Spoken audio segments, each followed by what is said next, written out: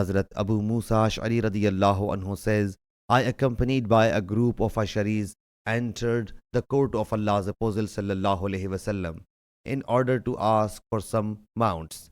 But he sallallahu alaihi wasallam said, by Allah Jalla Jalaluhu, I will not give you any mount, and I don't have any mount as well.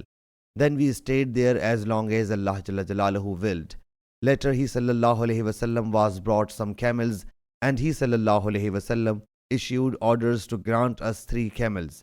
When we set out, we started saying to one another that Allah Jalla Jalaluhu would not bless us regarding them, for when we visited Allah's Apostle sallallahu alaihi wasallam to ask for mounts, he sallallahu alaihi wasallam swore an oath for granting us no mounts. But then he sallallahu alaihi wasallam bestowed them on us. Hazrat Abu Moosa radiyallahu anhu says, we returned to the Prophet sallallahu alaihi wasallam and reminded him of it. He sallallahu alaihi wasallam whereupon said, not I, but Allah Jalla Jalaluhu has given you the mounts. Undoubtedly by Allah Jalla Jalaluhu, if Allah Jalla Jalaluhu wills, I don't swear any oath, but then I find people's welfare in something else, so I opt the better aspect and pay the expiation of the oath. Sahih Bukhari, Hadith number 6718.